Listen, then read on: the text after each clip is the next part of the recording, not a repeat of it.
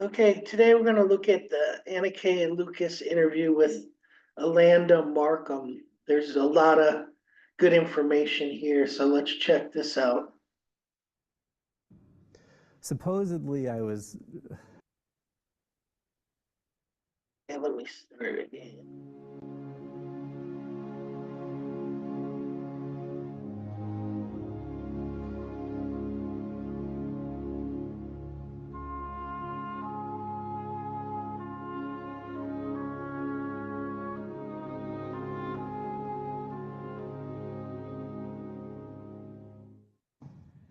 Hello and welcome to this podcast episode of the Anneke Lucas podcast.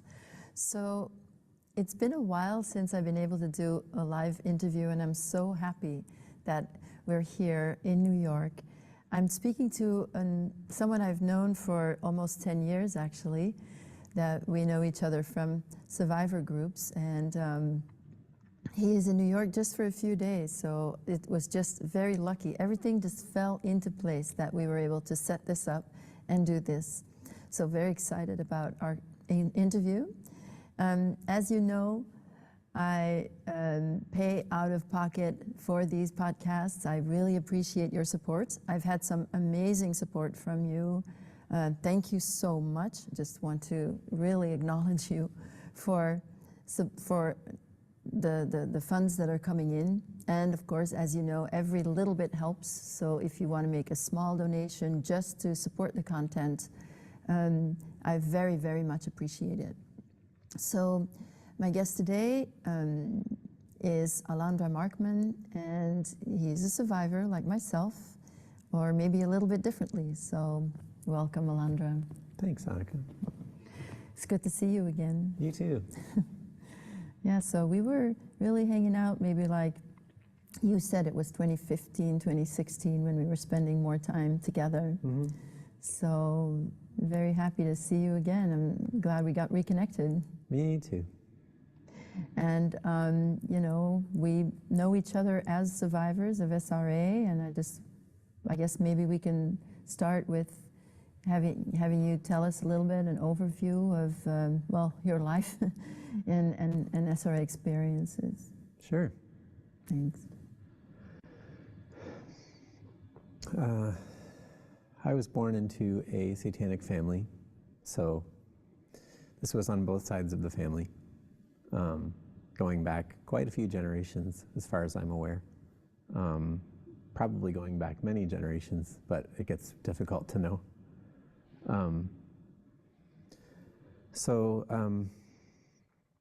In her front life, sometimes with other survivors I'll say front life and back life. So the front life is kind of your public life that everybody sees, and your back life is what most people don't see and where a lot of the abuse happens. So in front life, my mother was a sex worker. Oh. Yeah, by choice, I mean, supposedly. And also an activist on behalf of mental patients. And those were kind of the two big things. In back life, she was a slave to some other members of her family and also non-family members who were part of the cult networks. So it's very complex. And my father, in front life, was one of her clients. And they never had any formal relationship. But it's since come to my understanding that he was also from a bloodline that the cult network was interested in. And so their pairing was arranged behind the scenes. Wow. Yeah.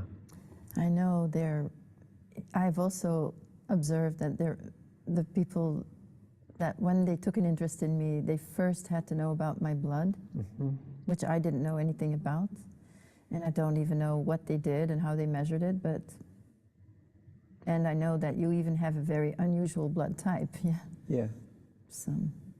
Yeah, AB negative, which certain aspects of the network take a very deep interest in, unfortunately for me. Yeah. So did you grow up with just your mother, or? In front life, yes, it was primarily me and my mother, and that's essentially what I was coached to say. You know, I live in a single parent home with my mother. In reality, I was surrounded by people all the time, other handlers in the cult network and different types of sex workers, and I was made to be a sex worker or sex trafficked. So there were a lot of different kinds of adults around, and So some of them, I'm sorry. oh yeah, and some of them had family roles with me, or they would play the roles of certain family figures. Oh, I see. But you were trafficked right from when you were very young? Yes, I was. I'm sorry. Thanks. So that was your first like role, because your mother even, publicly was a sex worker, and then you immediately got sex trafficked. Yes.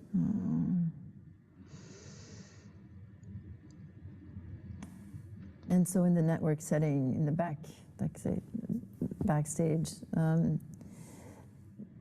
these are SRA families, so it's the sex trafficking. Was there other stuff happening already at a very young age as well? Yeah, a wide variety of torture and abuse was happening. I suppose I can just get right into it since we're here for this purpose. Yeah, I witnessed not just sex trafficking, but a lot of different types of violence and torture. Yeah, some of it lethal to the participants, murders. So that was also happening.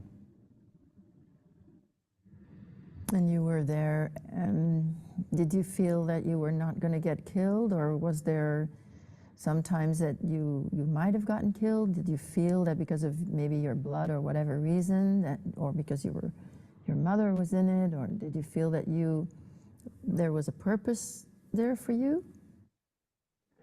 Yeah, several questions in there. Well, there's a complex relationship between hypnotic suggestions and programming to commit suicide and the practical need of the cult to keep people alive to use them. So there's this push-pull that a lot of us, especially when we're born into it, I mean, we experience this from birth, where we're being told to kill ourselves and to live at all costs at the same time. And that's part of the cognitive dissonance and the psychic torture aspect of it, just a glimpse. Yeah, like in your day life, in your front life, did you even know? I was in and out of knowledge. Of course, you can't forget things like this, not really. They can fade from awareness, and that's usually what people call repressed memory. I mean, but of course my body would be in horrible pain, and I was aware that I was missing time, so I couldn't not be aware of it, but I stayed as unaware as possible, because there was very severe torture. If I showed that I remembered an experience, there was usually very severe torture. So I learned to hide. If I did have a memory of something, I learned to hide it. And then over time, I learned to lie to myself and, kind of actually repress some of the memories more deeply. So you're talking as a child, if you remembered something and somebody found out, then you would be tortured to make sure that you would forget again, or that you would never even start talking about it? Yeah. And I mean, so maybe I should pause, back up a little bit. I was being fragmented into different personalities from the time I was born. From the time I was an infant, I mean, even before the formation of any coherent personality, my experience and my sense of self was being fragmented into lots of different alters. One thing that would happen if I started telling, about a certain torture experience or a certain, sexual experience that I had had, that aspect of me that was telling would be shamed and punished and banished, and made into a separate altar that I wasn't supposed to access. So I have many dozens of altars, some of them quite well thought out, and with a lot of thought put into them, and some of them just sort of stopgap experiences, like, oh, that was just a shut up altar, you know, and it's like, it's a named individual within me, but its entire purpose is just to stop some certain story from coming out.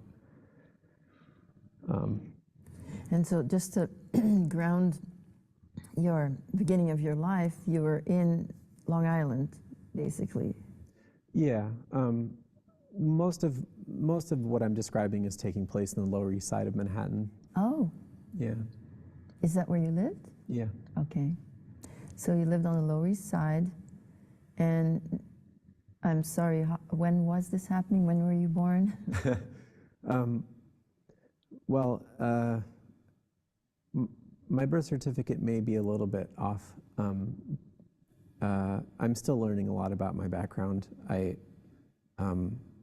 have other family and siblings who were not supposed to exist, that I was never allowed to be conscious of. So I'm still piecing things together. But my birth certificate says I was born in '86.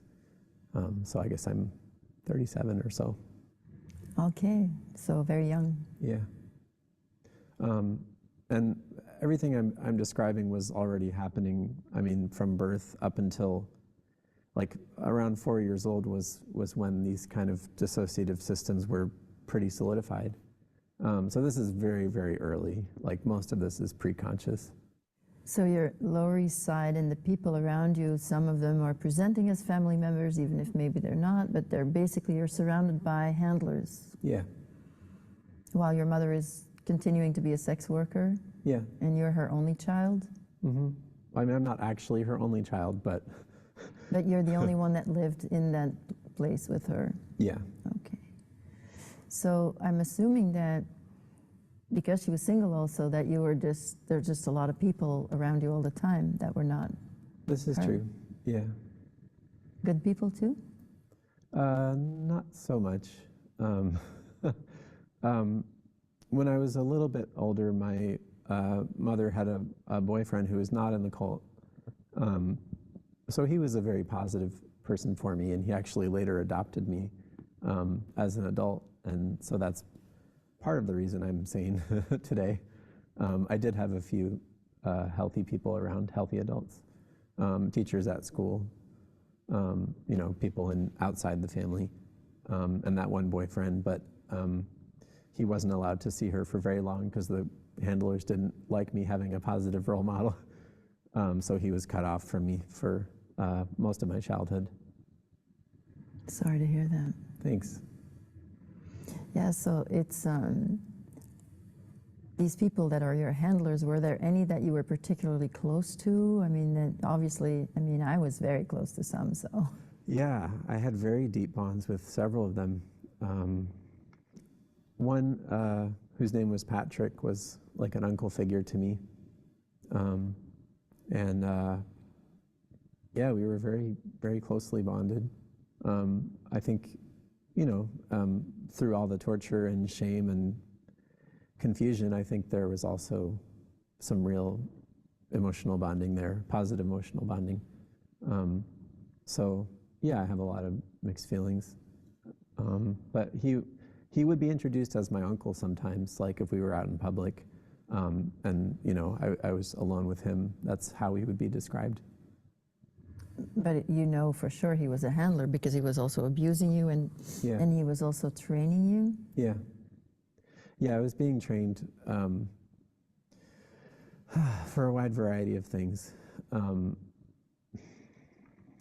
Most obviously to accept sexual violence, to perpetrate sexual violence, to accept and to perpetrate physical violence.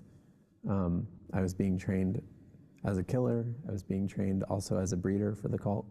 So I was supposed to create many children, and I did create many children after I passed through puberty later on. So this is now you're talking, after you passed through puberty, so this is in your teens now. Yeah, as a breeder. I'm jumping ahead a bit, but I'm just saying I was basically being trained for constant sexual activity from the moment I was born, like absolutely constant. And that was normalized as much as possible in my household. Oh, with your mother as a sex worker, it's kind of normalized already, yeah? Yeah. But she also had a nonprofit. Yeah.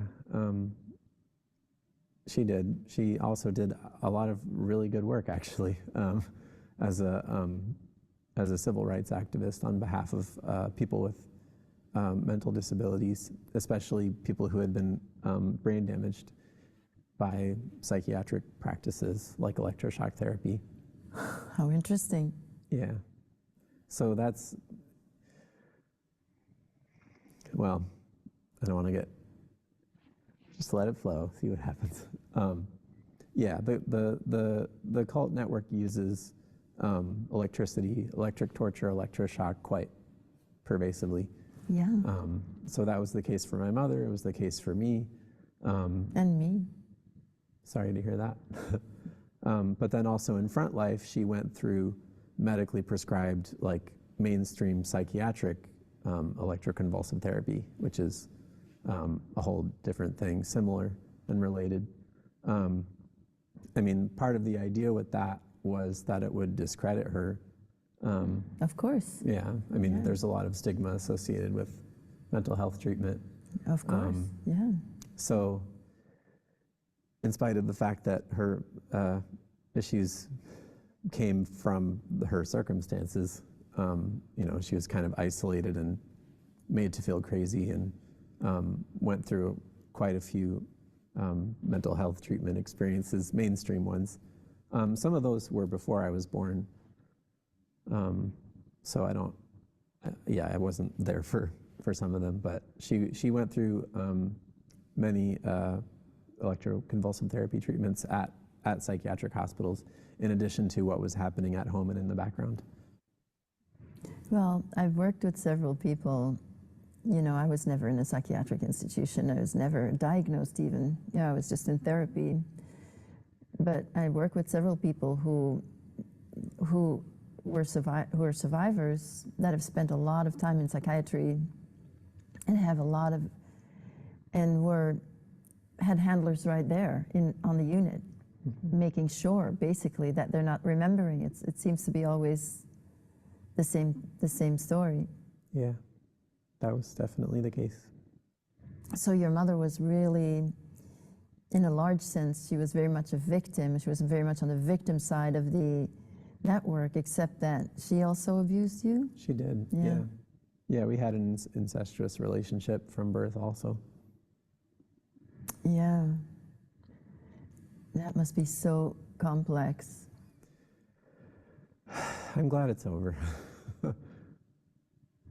Yeah, my mother also was very much like a victim, always very sexualized, and she also abused me, you know, but she presented very much as a victim on the outside. And of course she was, at some point, she was not so much in her adult life. When she was my mother, she wasn't really being victimized, but she put herself in these situations all the time where, at the very least, she got very humiliated. Yeah, it was made clear to me from the age that I could even hold the thought that my mother was a token and a pawn. And I mean, she would be raped in front of me and beaten in front of me. And, you know, it was, yeah, I mean, they wanted me to know that she, you know, was at the beck and call of others. Yeah. Then you're getting the message that you don't have a mother. Also. Mm-hmm.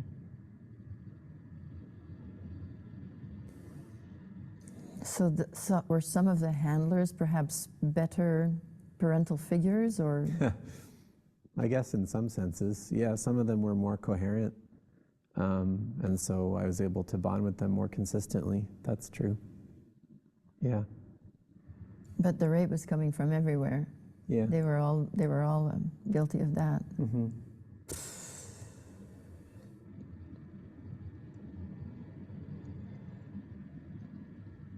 The normal sexualization of that sexuality with children, you know.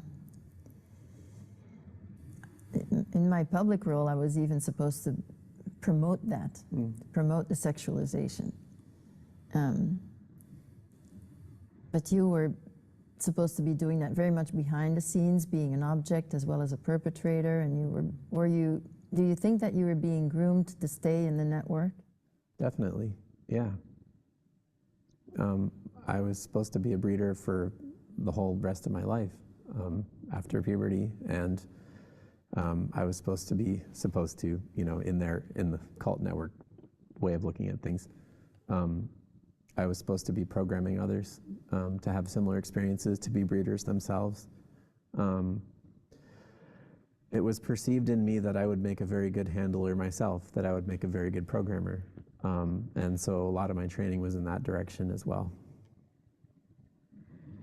Right. Well, actually, I know you to be a very creative, artistic person. Interesting. I mean, not that you don't have many talents, but mostly I know that you have poetry workshops and poetry classes, and you write poetry yourself, and you're also a great musician. I've actually experienced that. And not just one instrument too, you know, many instruments, and really beautiful music that you make.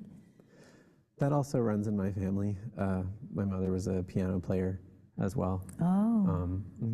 And yeah, when she was growing up, she actually was in piano competitions and things, and thought she might make a career out of it. I think that may be what she was being groomed for early in her life. Yeah. I mean, what a turn, though. If she was being groomed to be a pianist and then ends up as a sex worker. Yeah, quite a turn. I mean, she was heartbroken, naturally.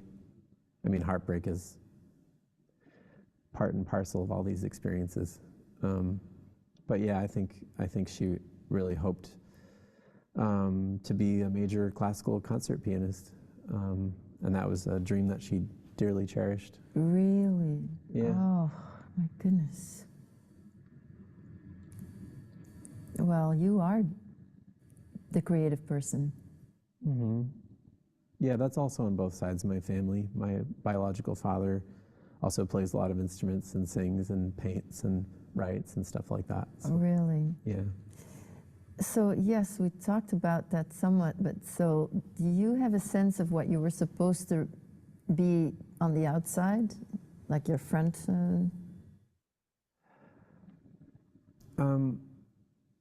Well, a few things were.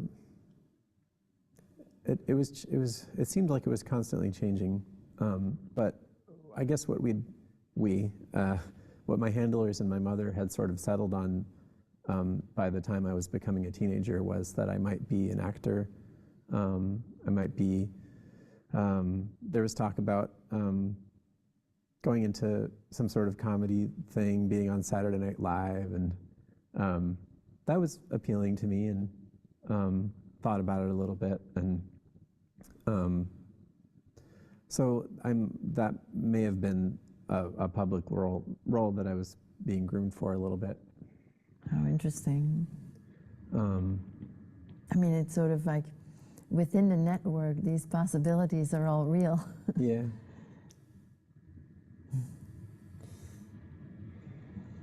So, do you remember getting like trained? Because I do, you know, like for singing and everything. Yeah, well, I guess I should, yeah. I worked as a model as a child and an actor. I was supposed to be working as an actor from a young age, from childhood. I did actually work as a model. I was in a lot of advertisements and magazines and things. As a child? As a child, yeah. Supposedly I was, you know, I was just noticed at random in a Starbucks in downtown Manhattan, like, oh, you know, you have a very photogenic child, like, maybe you want to have him be a model. I mean, you know, now I know this is sort of prearranged. Right. That's the story. Yeah. That's the story that I was supposed to tell. Like, oh, we met this nice man in the Starbucks, and you know, it sounds very normal. And next thing, wow, you're all over Yeah. advertising everywhere. Yeah.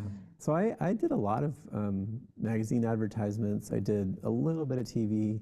Of course, I never saw any of the money from this. It was like totally laundered away, which is infuriating.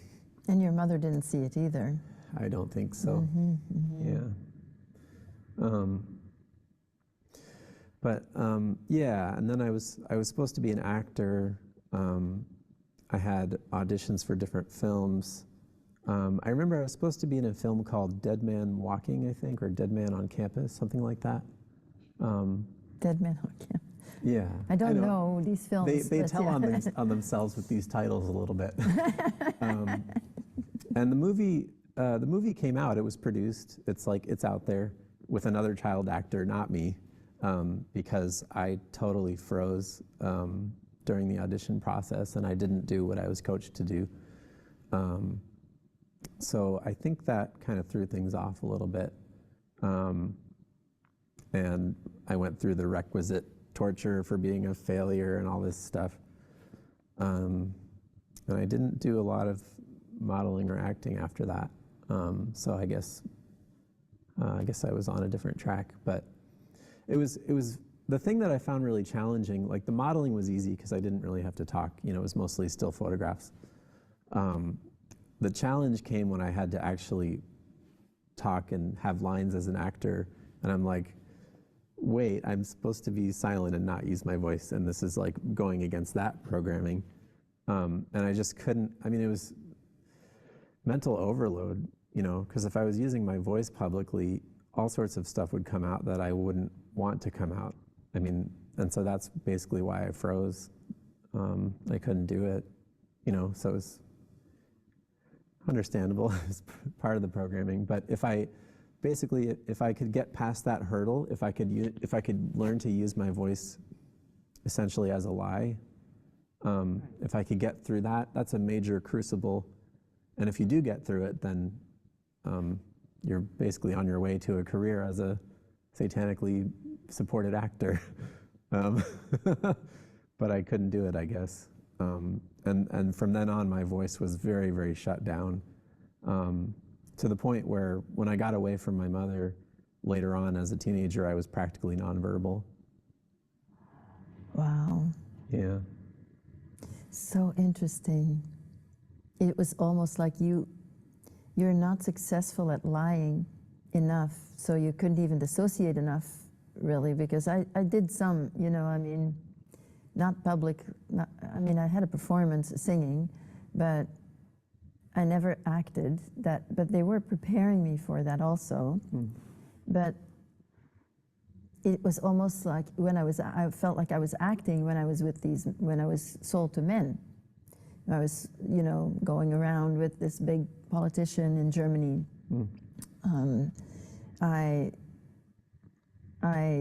You know, I was acting too, but I always fully believed it in the moment. And I think that's how the dissociation, the part that I had been made into to be my persona, was going to be the sort of light and fun and sexy. I was 10, but I was that persona around him, and then I also found a lot of pleasure in there because he also really was very nice to me, and I think that was a big hook for me, that these people looked up to me, or they, you know, because they knew that I'm going to be a star, and so they were already, so my treatment was just so much better compared to before, but I was completely dissociated, and then believing it 100% in the moment. Like what you're describing, it almost sounds like you couldn't quite fully 100% believe it, like you weren't dissociated enough. I guess not. Thank goodness. Exactly. Yeah. Yeah, and I was ultimately not dissociated enough either, you know, that I mean, it seems that if you have this connection to truth somewhere, for whatever reason, because the way that you were raised, it sounds like you shouldn't have, you know, it's purely, sometimes it's just pure spirit. It's not, you know, I had this person taking care of me in the first 3 years of my life, and and I felt loved by her, and I knew what it was like to be loved. But you had something that you couldn't do it. It's very interesting to me that the way that you speak about your voice, that you were meant to lie and that you froze because you just not dissociated enough, and then somehow shut down completely. Like if there's no truth, there's nothing. Yeah, that's well said. Yeah. So then, yeah, I was probably about 9 at that time that I'm describing freezing and botching the audition. Yeah, they put me in different roles where non-speaking roles.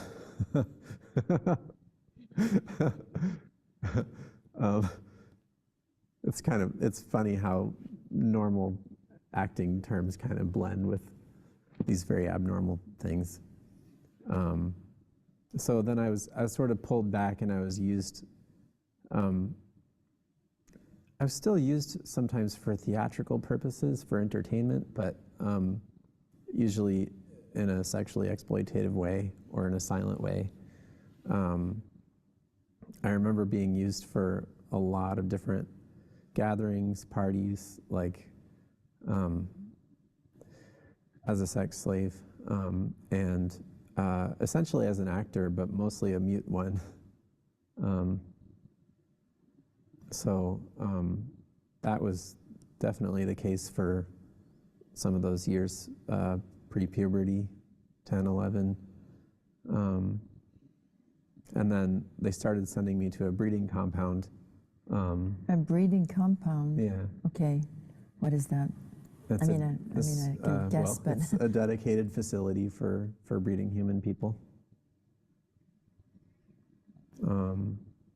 In my case, this was in Jalisco in Mexico. Really? Mm-hmm. So I'd be brought down there once I hit puberty, and I was on all sorts of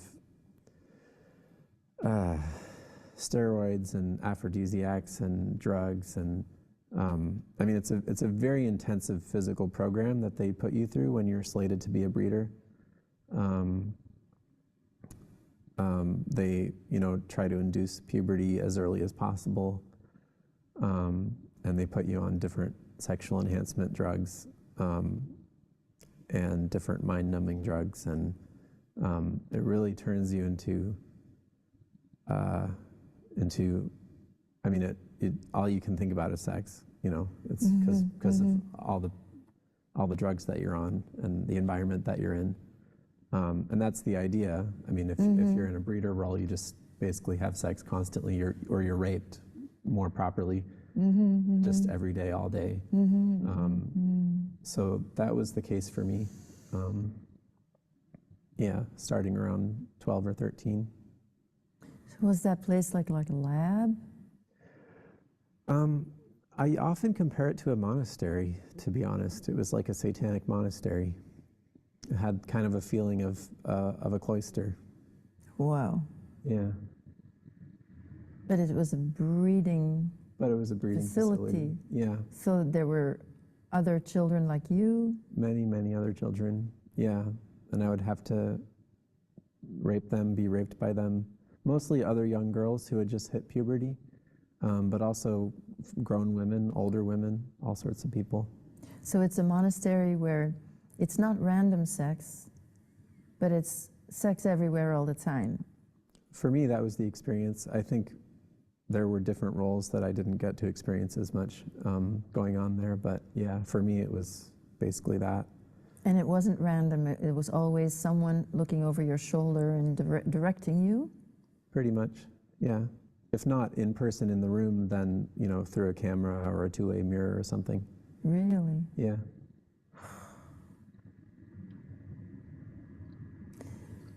I actually hadn't heard about the existence of such a place before. I mean, I've heard a lot, obviously, working with people. Yeah. Yeah, there are a few people I can name in connection with this. Maybe not at this time, but Some of them are famous or moderately famous people. One of them is a major philanthropist in the Seattle area. Really? Yeah. That is connected to that program. That is to say that they have like a big role in it, or? Yeah, major role. So the philanthropist I just mentioned, I called her the abbess. She was basically the director, as far as I could tell. I mean, of course, this is from a child's perspective, so hard to say what's really going on. But from my perspective, she was the abbess of this monastery. And basically her word was absolute, and whatever she said went. And for me, that was usually, yeah, various forms of, yeah, just sexual functioning. I mean, I would often be chained up for sometimes days or weeks at a time, and they would just bring in women one after the other. How dehumanizing. Yeah.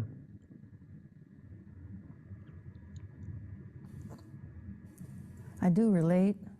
I mean, I was also supposed to be, you know, that persona that was age 9, from 9 to 10. It was supposed to be a wild sex thing. So I was drugged all day long. All these different kinds of drugs, these little pills I was taking all the time.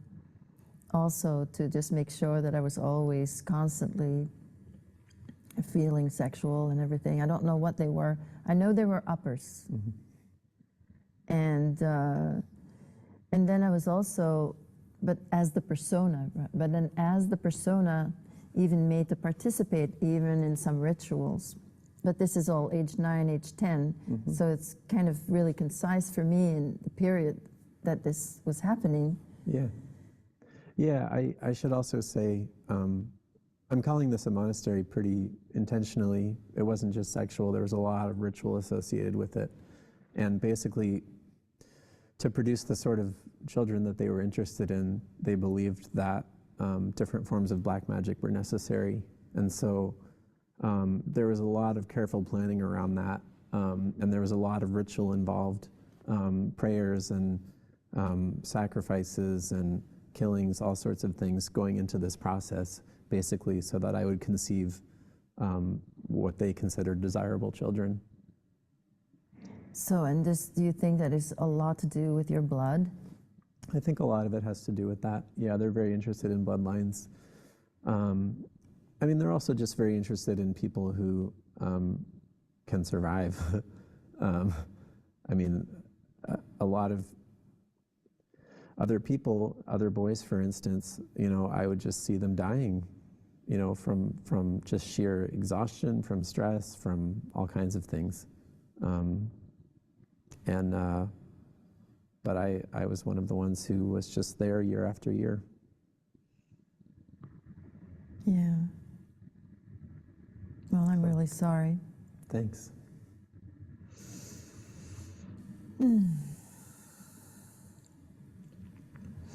So you were taken to Mexico, obviously, and then, but you were still officially living in New York City. Officially, yeah. And then did you also go to school? And I did. I had many aspects of a normal life in my front life. yeah.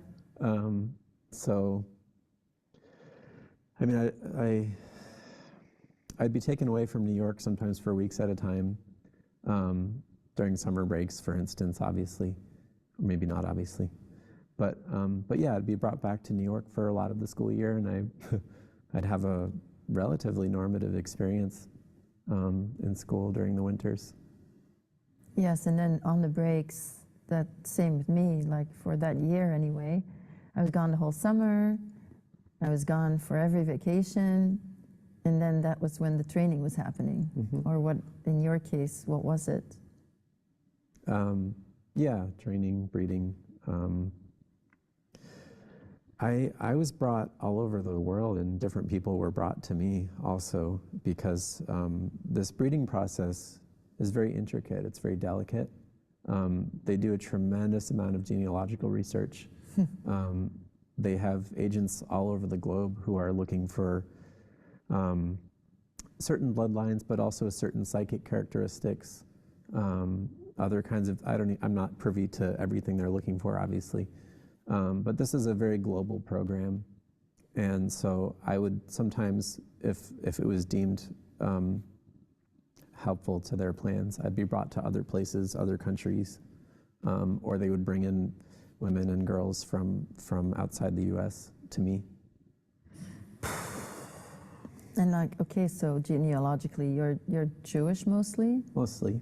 Yeah, according to Ancestry.com, like 95% or 90-something percent Ashkenazi Jewish, yeah.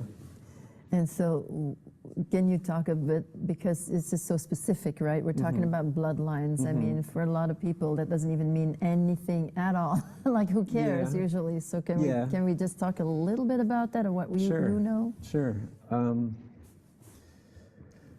Well, I'm no expert in this area, but I do have a lot of experience with people who are. Unfortunately. Yeah. So there are different schools of black magic. This is my understanding so far. Again, I'm not interested in black magic. I don't know a ton about it. Like, I haven't really researched it on my own, but for some purposes, the Jewish bloodlines are considered essential to the process, basically. It's like you need a Jewish person to have the desired result of your spell. Oh, really? Yeah. Okay. I'm not sure why that is. I'm not sure how much is superstition and how much is real. But that was definitely the case. In many cases, as I mentioned before this interview, when we were talking, they need specifically a descendant of Solomon. So apparently I qualify for that. I have enough of a direct blood relationship to the historical Solomon that they could use me for these rituals. Well, I want to stay a little bit with your experience also, because you also, okay, so and pretty much everyone that I know and that I speak with was also trained to kill. And then I know that there are some, and that was also part of your experience, that are trained as soldiers, children that are trained as soldiers. That is to say, more deeply into the Delta programming. Yeah. And then one person I actually interviewed, Chantal Frey, she didn't speak about that with me, but she has spoken about that, I believe in her book, but maybe also in other interviews for sure, that she was also used for a spectacle. She actually described a star. It was a birthday present for him, and a famous movie star, and she had to fight a large man to the death. And when we spoke, you mentioned that something similar had happened to you. Yes, this is true. I was also trained for fighting, and well, very dirty fighting to kill. And I had a whole period of my earlier life. I guess this was just before I was, or it overlapped a little bit with my modeling career. I was sold to a man that I knew as Louis Valou, and I feel okay using the name because I'm pretty sure it's a pseudonym. I very much doubt it's his legal name, but this guy named Louis Valou was essentially part of organized crime in Lower Manhattan in Chinatown, and he was one of my handlers growing up. And I had a very intense relationship with him on many levels. There was a period where he was grooming me essentially to take his position. And in the mafia then? Essentially, I mean, I'm not totally clear on the details, but it's some aspect of the mafia or organized crime. And I had to do a lot of physical violence towards other children as part of his initiations. And some of that culminated in public death matches, cage matches with other children in Chinatown for paying audiences. How would an audience, I mean, this must all be inside the network. I can't imagine that there'd be something like that anybody could ever figure out, and it's happening right downtown. I'm imagining the invitations were very exclusive, yeah. I strongly doubt any random people would find out about it. And what kind of places would this even happen in? All sorts of venues. Really? I mean, to be honest, I was often drugged and blindfolded and taken to these places, so it's often hard to say where exactly they are. I know some of them are in wealthy enclaves outside the city, like in Westchester County, you know, upstate a little bit. I was taken to places like that. But then there are also versions of it that happen right in Chinatown, you know, just in basements in Chinatown, which is, you know, it seems like just some sort of racist fantasy that someone would have, but it really does happen there. And the idea that you would want to go and see two children fight to the death, that it could only be network where the people that are really in it and believe in it, they don't even see a child in a child. They don't even see what a child is. They just see creatures that are below them or something. That's true. Yeah, like cock matches, like animals fighting, pretty much like that. Except more exclusive. More exclusive, more expensive. Yeah. Mm-hmm.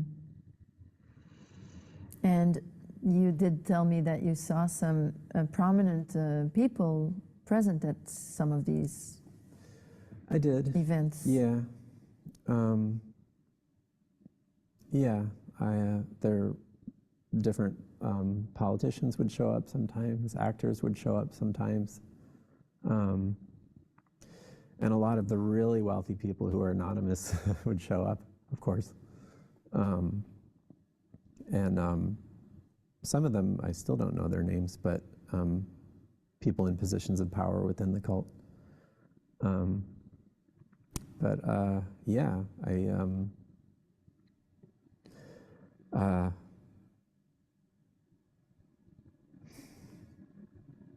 I've been thinking through, you know, different names and if I want to name people and Totally all that fine. stuff. And we can cut it out if you change your mind also. That's no Okay. problem. But also, yeah, let's just, let me ask you, is it like, when we're talking about levels, right? Is it like on the local level? Is it on the state level? Is it on the national level? Is it on the international level? It's on every level. Yeah. I think I mean, I saw people who I didn't necessarily know, but I understood them to be prominent people of other countries, international politicians and leaders, definitely. There are Catholics who participate in this practice. You mean clergy? Yeah. Yeah. There were Jesuits specifically. Many different kinds of. There were officials from abroad. There. Some of my ancestry is Hungarian, and there were people from who I understood to be some basically high-ranking Hungarian politicians who would be there, who were particularly interested in my career as a fighter, apparently. So, I mean, seems to be a very established practice of these kinds of things.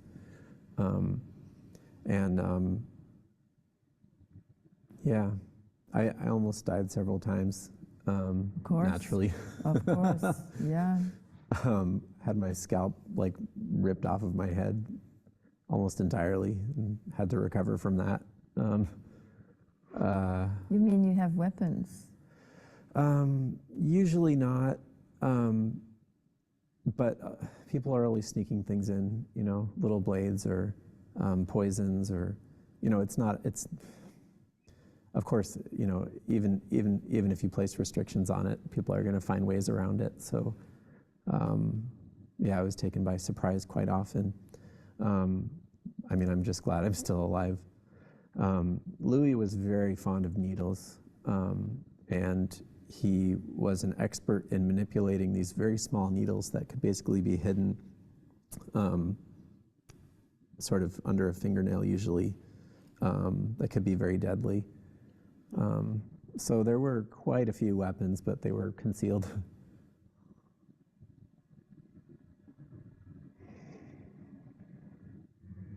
So I did have an experience that similar, but it's not exactly the same, because I was never made to fight children, for a spectacle, but I was, and I felt like it was so the part of the training in Germany that I underwent that was for the killing, it felt like it was the final, like that's your graduation. It felt like that. Mm-hmm.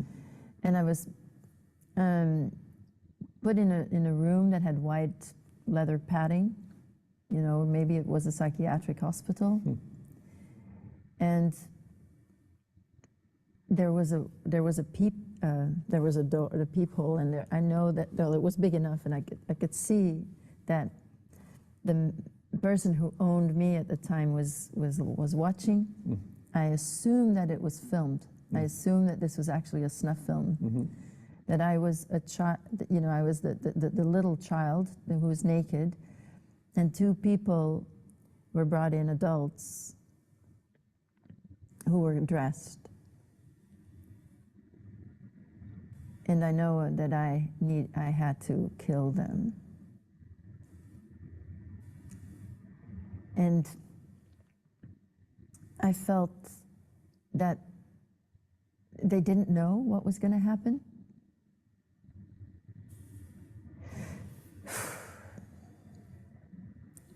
And I think that I have a feeling that the film, the snuff film, it was the surprise element was what they were after. Mm-hmm. So that's the experience I had that resembles that. But it wasn't really a fair match, to tell you the truth, because I had a weapon and they didn't. Mm-hmm. And of course, it's maybe hard to think that a child, is capable of that. But then we were trained. We were, yeah. So the idea, I just have this image now, of the Lower East Side, the basement, children in cages, being made to fight to the death. Yeah.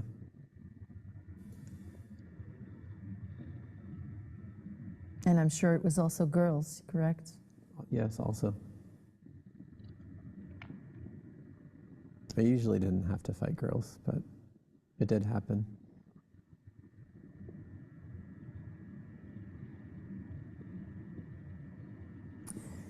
So my next question, obviously, that seems natural to follow this, is that now you did survive, amazing survivor, yet you were not completely on board. There was this little thing inside of you that, your truth somehow, So you go, we have to do so much, we have no choice. First you got out, we talked a little bit about it. How do you feel comfortable talking a little bit about what you think happened? Sure.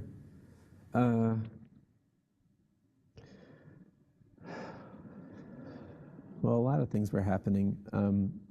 As I approached being an older teenager, after I'd been a breeder for already 3 or 4 years, when I was around 16,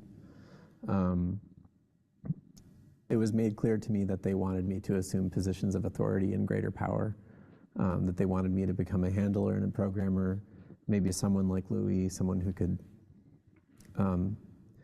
basically they saw that I had great aptitude for training, for teaching, for guiding, and they wanted to use that to guide people into these forms of depravity. And for that to work, it became increasingly important for them to have my consent, because you can't, essentially they couldn't trust me to do the job unsupervised unless they had my full consent. I mean, full, I don't know about full, but they had to ensure that I wasn't just doing it because I was being coerced. It had to come from inside me. I mean, any teacher of anything who's good at what they do will tell you that's necessary for teaching, regardless of the subject, regardless of whether it's ethical or not. Yeah. So I think there's some wisdom there.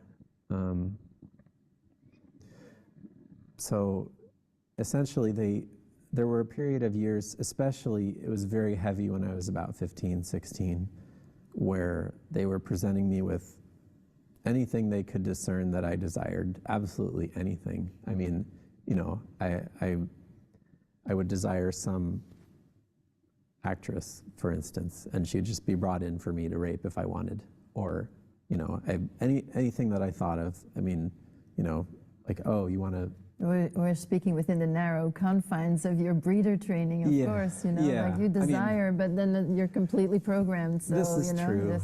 I mean, desire. I eventually learned that my desires were much broader than I had been led to believe, thankfully, and I appreciate that grounding. It's, yeah, I mean, I went through very intensive, basically, attempts to entice, I guess. They took me to private islands in the Bahamas, showed me basically how some of the trainers were living. Would that be like the Jeffrey Epstein Island? Among others, yeah. You were there. I was there. And he owned it at that time, I'm assuming. Yeah. And you came across him too, by any chance? I did. I've heard a lot about him privately from people. Mm-hmm. Yeah, he's relatively safe to name these days. Yeah. Was there anything that stood out that since that is something that people know, since someone that people know was involved with these things, is there something that you remember about him?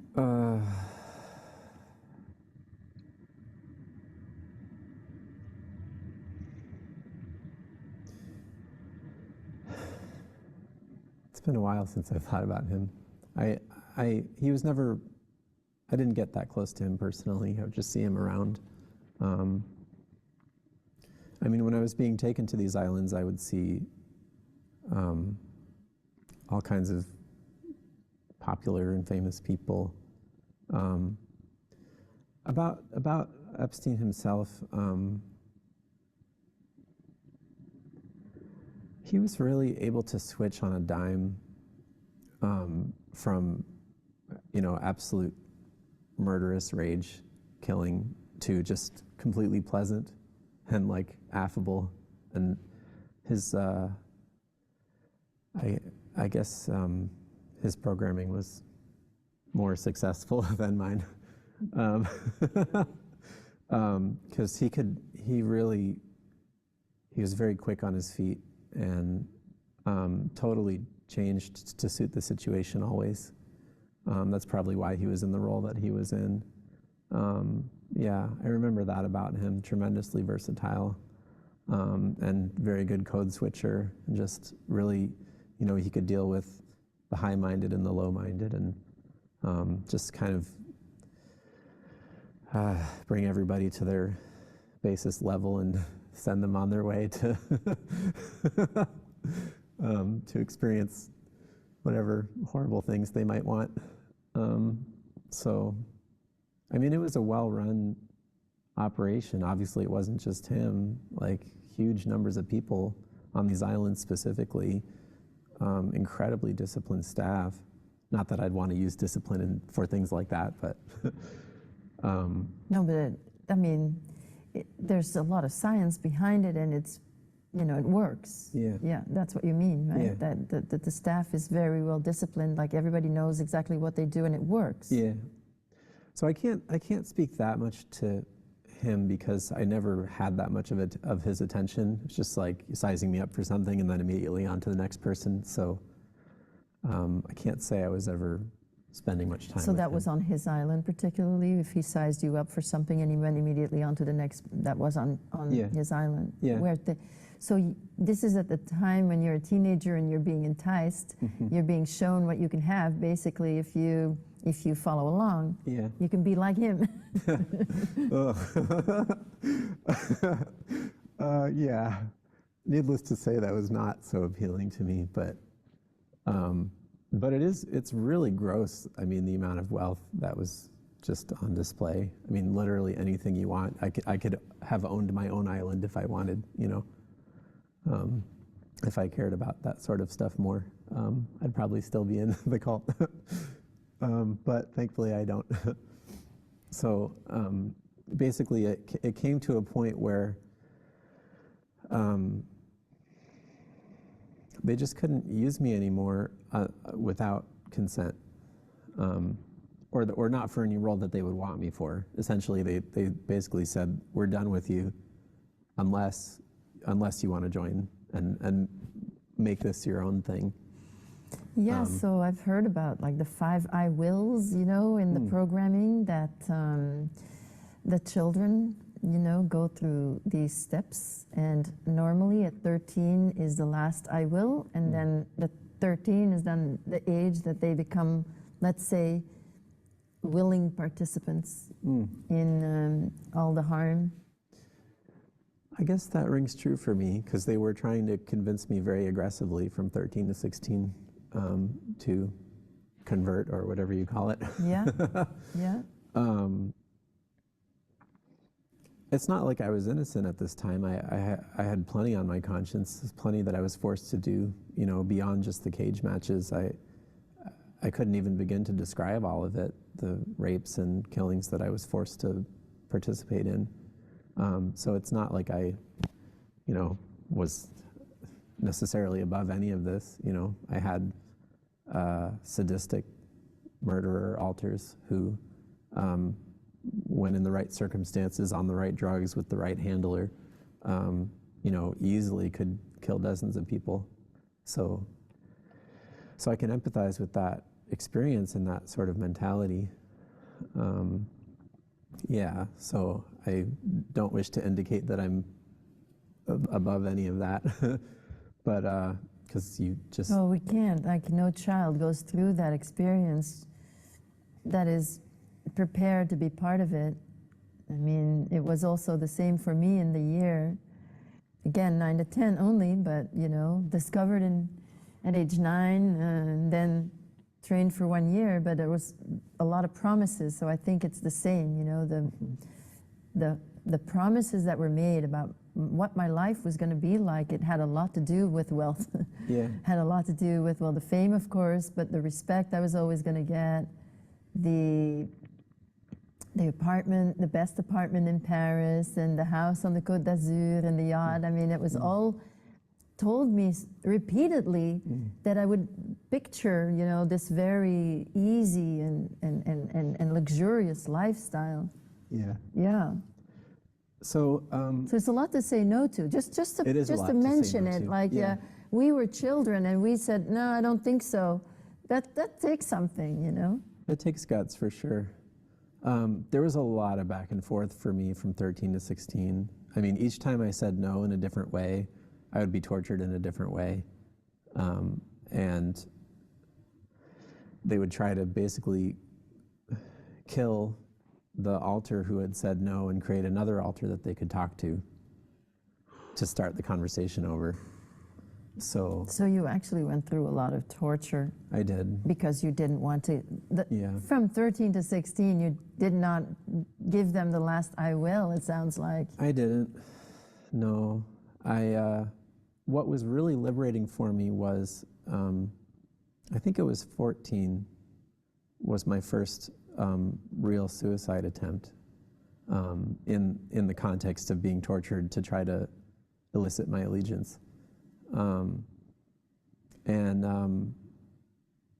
Yeah, I was being held in a cell. I believe it actually was in the Bahamas somewhere. It's a very warm place. And I managed to find a way to cut myself, to slit my wrists. And I was committed to it. I was like, okay, this is my only way out. And they wouldn't let me go through with it. They found me, they resuscitated me. I healed. And that was kind of when I started to realize that I actually had some power in the situation.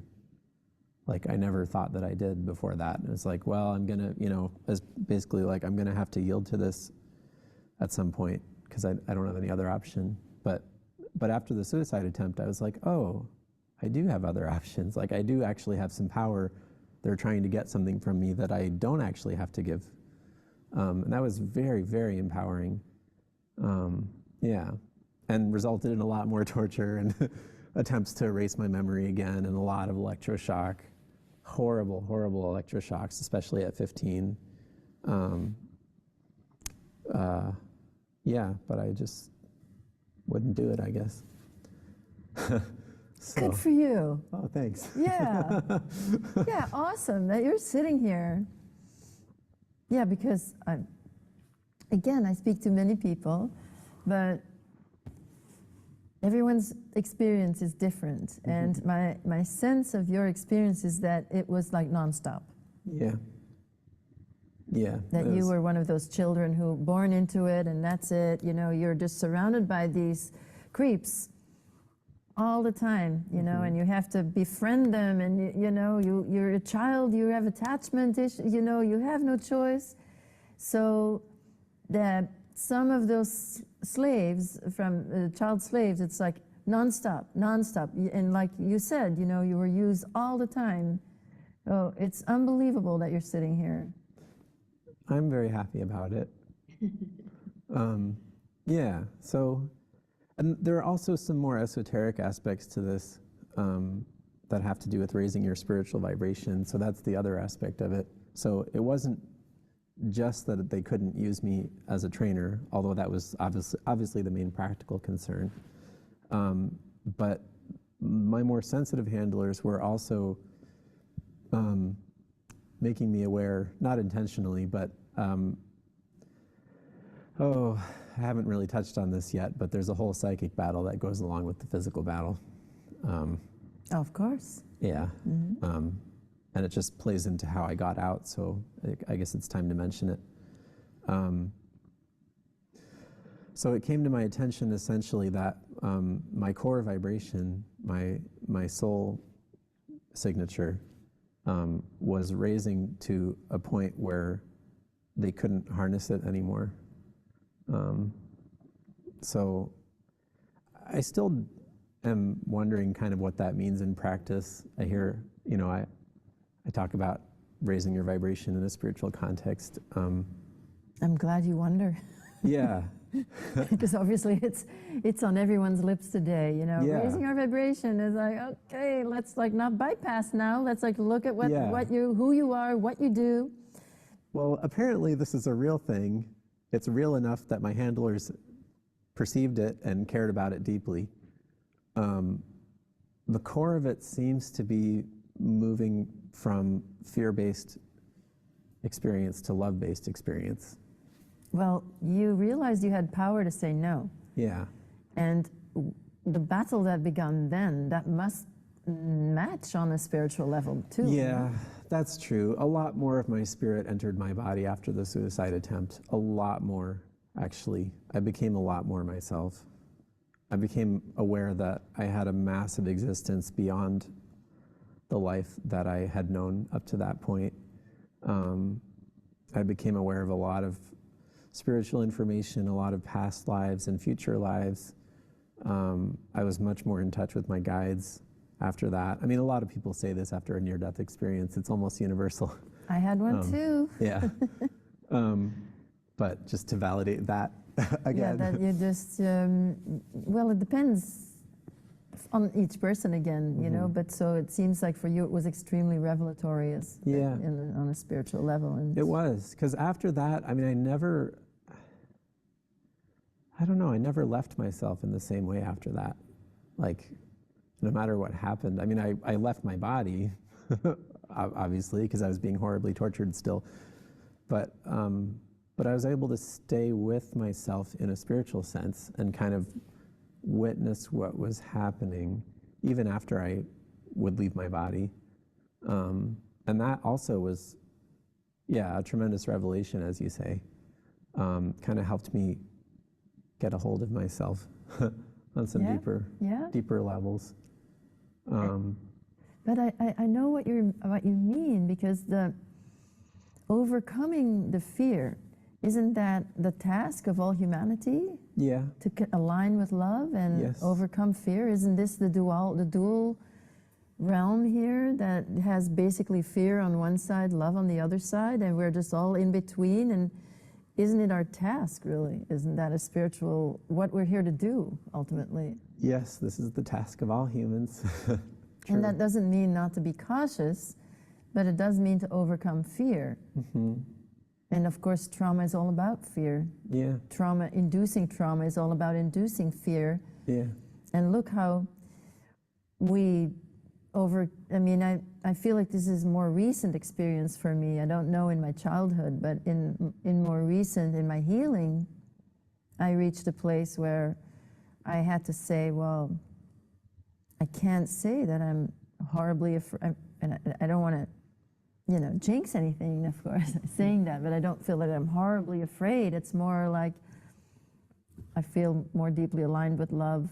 But that's a place that I reached through healing. So obviously you must have positioned yourself to begin to heal by that. Yeah.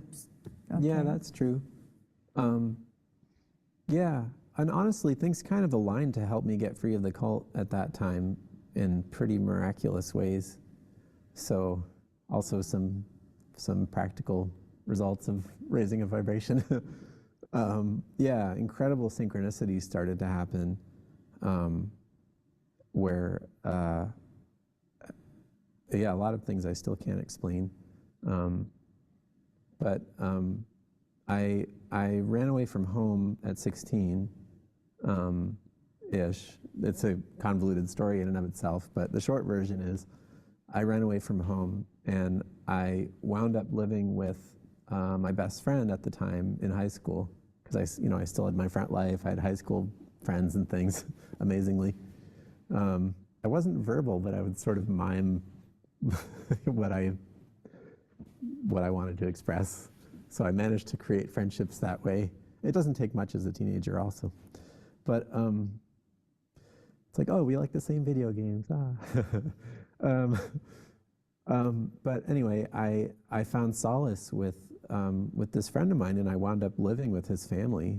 I literally left my mother's house, and I was living with this friend, and the friend was not a cult person. They were a theater family, which was very familiar for me. Right. But as far as I can tell, a non-cult one. Right, plenty of them. Yeah, and that was really good for me. So 16 turning 17, I never really went back after that to the home I had come from. I just stayed with that family, and I went to college on my own at 17, and and out of New York, and really just started a process of getting free, which continues to this day on more and more subtle levels. Yes. Well, you have, so when, I understand you, first it's about getting out, same for me. Mm-hmm. And then when did the healing start for you? Well, it really started after my suicide attempt, which I appreciated you kind of pointing that out. It really started there. But my conscious, like, self-healing, on the physical levels, on the emotional levels, That started, well, also it started when I got away to this family, and they showed me compassion, and they showed me what a more sane adult lifestyle might be. For sure. You know, they were not without their problems, but they were so far from anything So normal. I'd experienced. Yeah, so normal. That was also a revelation. I'm just like, oh, like, you know, you just work at a community theater, and like there's nothing secret about it. Like, that's amazing. Or like my friend's dad was like, oh yeah, you work as a stage manager. Like, it's like, Right. it's like, I mean, I know there's a lot that can go with that is cult connected, but it just seemed very clean and very normal. And it's like, oh, wow, like people can live without any cult connection, like successfully, you know, they can be okay. You know, they can like, Yeah. But burning question, having been trained as a breeder and having been, you know, so, you know, manipulated sexually from the beginning of your life, when you then end up in a normal family and you have that training behind you, I mean. Yeah, well, I was pretty out of it. I was very nonverbal. I was in a constant state of extreme confusion. But you were not compulsive sexually. Not really. No, thankfully. I mean, compulsive in more subtle ways, compulsive with video games, compulsive with other things, but no, I kind of froze sexually, which was my solution at that time. Well, that's healthy. I mean, that's a great, I mean, yeah, that's my celibacy, you know, that's fantastic. And not that there's nothing to heal, but I have to heal everything else first, it seems. Yeah. Yeah, I was pretty frozen at that time, 17, 18. I started trying to have some girlfriends in my free life, and it was extremely awkward and overwhelming, and I couldn't do anything sexual for a very long time. Yeah, that took some years to unravel. Yeah, but I guess, yeah, in retrospect, freezing was not a bad choice. Probably saved me from, I could have very easily gotten back into cult circles, probably acting out sexually. So I'm glad I didn't at that time. Right. Yeah. And of course, you know, I've been in the healing process, and, you know, in the beginning I used to write a lot, and then, you know, always a lot of therapy, and then for me, yoga and meditation. I mean, so everything is in the context of healing. Yeah. Okay, so. Yeah, my healing stuff, yeah. Well, I went to Marlborough College in Vermont. That's where I went at 17. And pretty quickly I started getting into some healing practices, some spiritual practices. Wow. There was a Quaker meeting in that area, a lot of Quakers in Vermont, where a bunch of students from the college would pile into the back of a pickup truck, and we'd drive over to the Quaker meeting. And that was really good. That was my first experience of group meditation, you know, sane group meditation for actual spiritual purposes. Yeah. It was so nice. Like, that was really the first time I experienced a group of people being silent together with that level of intention, and it's very beautiful. Just these little Quaker meetings in basically a converted barn in southern Vermont. So I'm grateful for those. I had a actual relationship for the first time a couple years later, and that was, you know, with a non-cult person. That was also quite informative, and found someone who was willing to be patient with my freezing. That was really good. Yeah, my father was helping me a lot. Eventually, well, I guess my big watershed moment when I really started getting my memories back, because at this time they were still pretty blocked off. Like I couldn't talk about them. I sort of still had them, but they were very far from my consciousness. The thing that really brought it together was I had a summer job when I was about around this time, 19, maybe 20, as a summer camp counselor. And just working with kids, I mean, is guaranteed to bring up all the stuff, you know, if you're a survivor of intense childhood trauma, like immediately, like just brings it up. And again, like I was just synchronistically guided to these kind of perfect situations in retrospect. The camp that I was working at, the previous summer to my arriving there, had gone through a molestation event. And so the camp was basically on lockdown. Everybody was in fear, like, oh my God, the camp's gonna get shut down.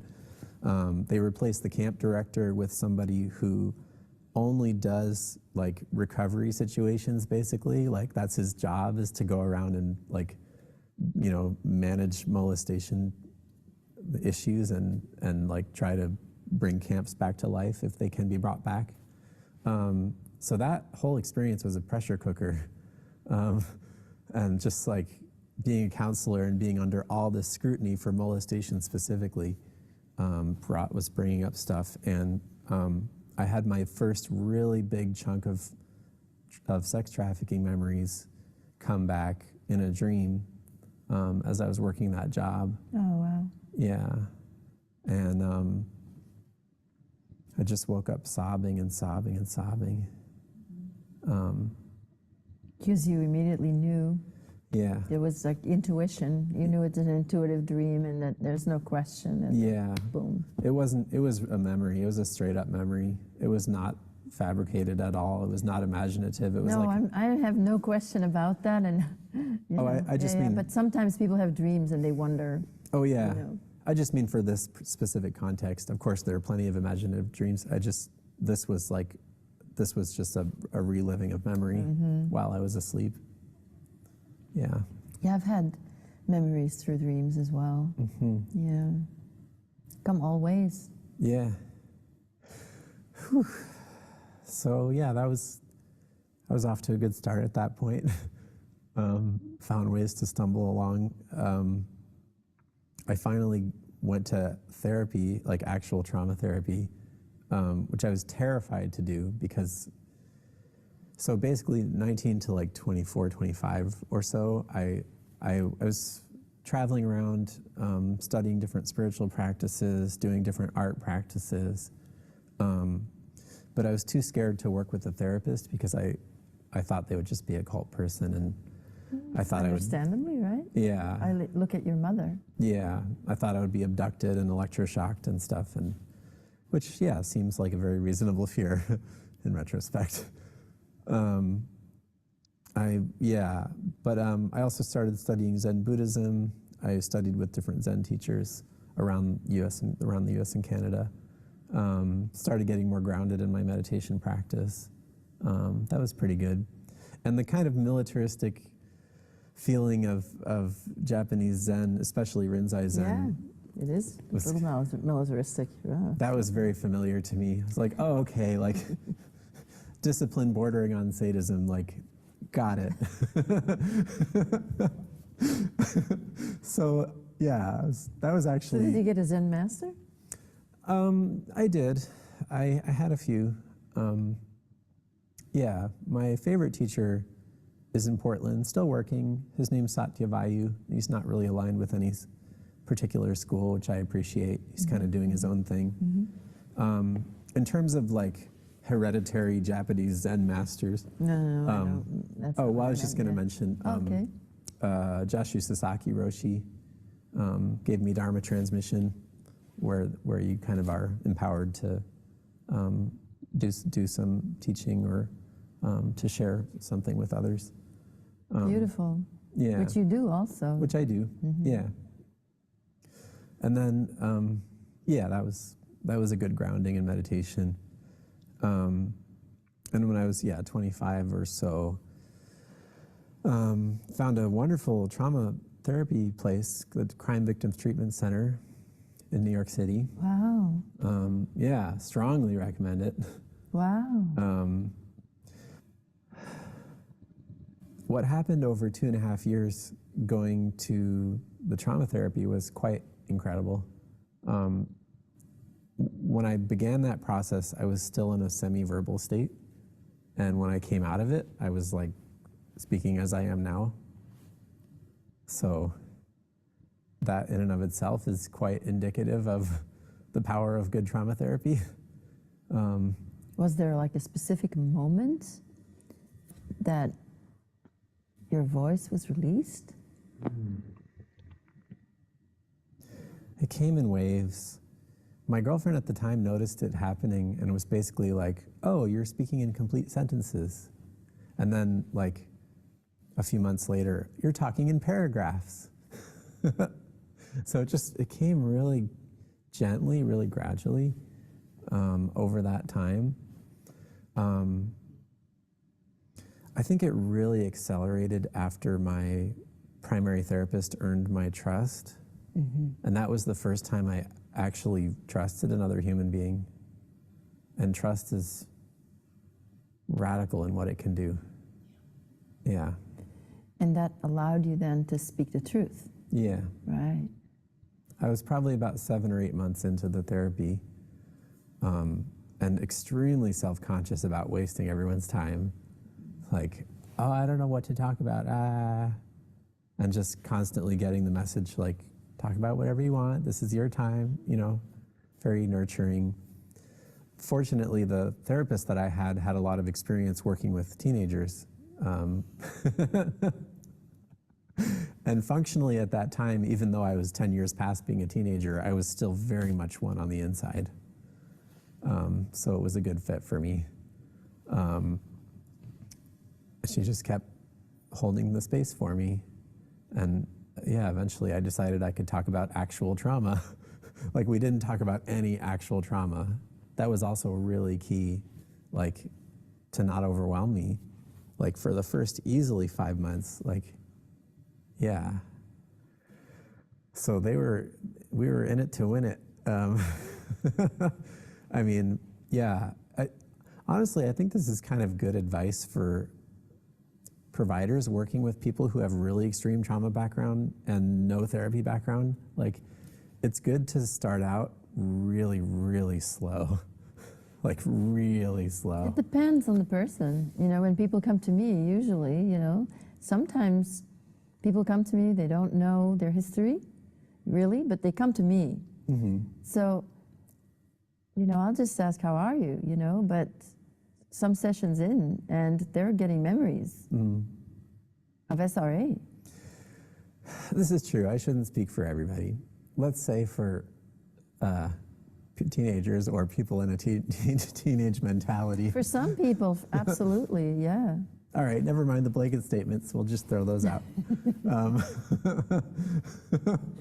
Well, clearly for you, it was extremely important that you had that person who was but I feel like these 5 months, this person was creating an atmosphere of safety for you, emotional safety for you, that That's all true. your parts knew. By 5 months in, all your parts somehow got the message that it's all right. This is true. We could take risks here. Yeah. Yeah, that happened. Very nice. Yeah. So after that, things started coming relatively quickly. And I still talked about things in very childish terms, which was what I needed to do at the time, because it was mostly children speaking inside me. They needed the chance to, realize that they had not in fact died. Right. They were alive and had been banished, but they were not dead. That was a major realization. And not only were they not dead, but they now had an opportunity to integrate and grow up. It's like, oh, that's cool. Yeah, I've never heard anyone speak about it this way. And, because of what you said earlier, that the parts that there were when you started speaking about things, that you remembered things when you were a child, then the programming was you were tortured until you were then told that this part was dead, specifically, and then now you realize. But I've had dead parts show up, and then yes, you know, and slowly come back to life. Sometimes me holding that part, you know, and then come back to life, and then yes, grow up and integrate even. Yeah. But I've never heard. It's true. It's for you. It's like this realization, like not dead. It's true. The parts are not dead. They're just in a state of extreme freeze or believing that they're dead. Yeah. Yeah.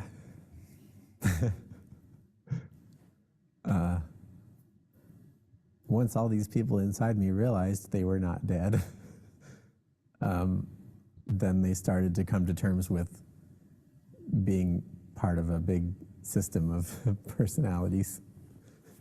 And that was a big process. I never even got an official DID diagnosis from my first therapist. Like, I got CPTSD, which is like, you know, The complex, yeah. the complex post-traumatic stress disorder, kind of the catch-all for everyone who's been through really extreme experiences on a regular basis. Yeah, but I guess I eventually figured out I had alters and learned about what DID was, not from my therapist. This was actually later. So I had about 2.5 years at the Crime Victims Treatment Center. And towards the end of that time, they basically said, you're doing great, and we ran out of funding. Like, basically, that's like the longest that anybody would ever go to this place. Like, it's like unheard of for somebody to go more than 2 years. It's supposed to be for like people in very acute trauma recovery. Well, But it kind of was I mean, acute for 2.5 years, absolutely. Yeah, Right? It could have been acute longer. It would have been very cute if it was longer, but yeah, basically they're like, okay, you're no longer in crisis. There's more to work on, but you're stable enough that you can graduate from this thing. Okay, all right. Yeah, which was, I had mixed feelings about. I was like, I'm just getting started. I'm sure. Yeah, but I respect that, you know, they have limited, it's like a state-funded thing. They have pretty limited resources, and I definitely got the full benefit of those resources, so. But you had to lose your therapist. I did. Which That is was the sad. painful part. Yeah. Oh well. So then I went through a period of some confusion, like, oh, I went through a few therapists who were just like not doing it for me. Right? And that's when I started sort of reaching out a little bit more to other survivors. That's when I met you. And I was going to 12-step groups. I was going to Survivors of Incest Anonymous. And like just opening things up, finding other people who were trafficking survivors, and then finding out that most of those people were also ritual abuse survivors. And we had our group even. Yeah, we had a group going on. Yeah. And that was, meeting in person, I mean, unheard of. Yeah, that was very normalizing for me, positive. Also around that same time, I started to look into a little bit of YouTube disclosure about these kinds of things, like the kind of content we're currently creating. I found a little bit of it from other people, and really helped. Like, I mean, every time I would watch an interview like this, like a part of me would just activate. I'd be like, oh, that's real? I didn't imagine that? Like, holy crap. And then, you know, go into like extreme terror, but, you know, eventually come back and be like, oh, that's real. I can accept that that's real. So yeah, going to the support groups and hearing other interview videos like really started opening things up. And I joined a chat group. I joined your chat group. Oh, I didn't know. Yeah. Yeah. where people were just talking openly about ritual abuse, like, Yeah, yeah. 100 people in the chat group at the moment. Yeah. Yeah. Wow. Yeah. Yeah, and that really helped me start putting some pieces together. Did you come with your name? I mean, I don't remember. I did. Oh gosh, I forgot. Sorry. Yeah. I think so. Yeah, I think I did. I must have forgotten. Yeah. It must have been in the beginning. Yeah. It's all good. Yeah. Yeah. It was, yeah, just when we changed away from WhatsApp around that time. Gotcha. Yeah. Yeah. Yeah, I was on WhatsApp when I joined. But yeah. Yeah, and then also I had a new spiritual teacher at that time who kind of covered this a little bit, but she helped me integrate more visioning practices like into my meditations. And the way she was teaching was very different from the Zen Buddhist way. It was much more, channeling stuff and New Age beliefs, starseed terminology kind of started coming into my life. And of course, this was all aligned with the experience I was actually having, but before that, I wouldn't have used that language for it. So I kind of acquired some new language, and it helped me open out a little bit more. Yeah, and between all these things, I kind of entered the phase that I'm in now. Oh, beautiful. Yeah. With the childhood that you had, and I know it was from birth, so it's not like me, even though I didn't have a good first years either, but it was not like yours, where there was so much abuse happening from all sides and so extreme right from the beginning all the way through, that it seems that without spirituality, there is really no way. I mean, I don't know.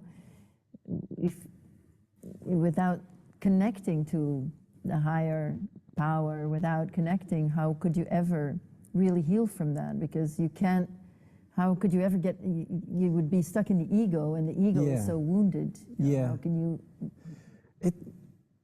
There has to be a force which is greater than the forces that abused us. Yeah.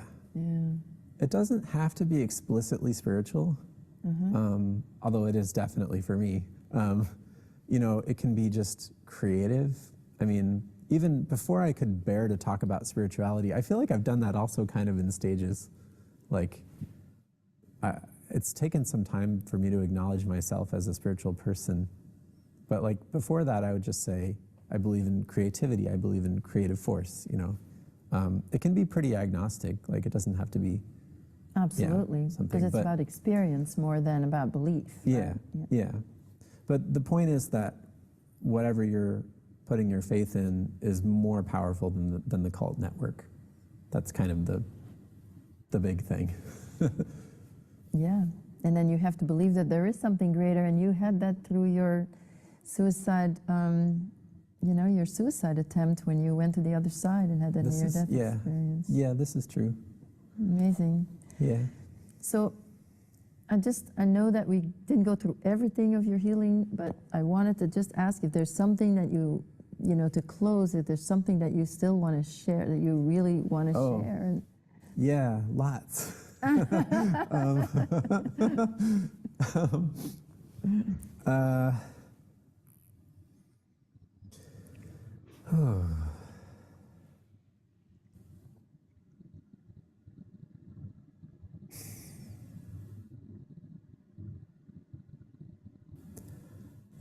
Well, love is the highest force there is. I mean, yeah, if you don't believe in spiritual love, at least you can believe in personal love, because we need that as humans just to function and, believe in our own lives, that our lives matter. So love in all its forms, is the highest power. And like, there's, like, no matter what level you're relating to it on, you can't be wrong, it's infinite. And however much of it you can receive or even believe to exist at any given time, like, lean into that. That's really beautiful. Thank you. Sure.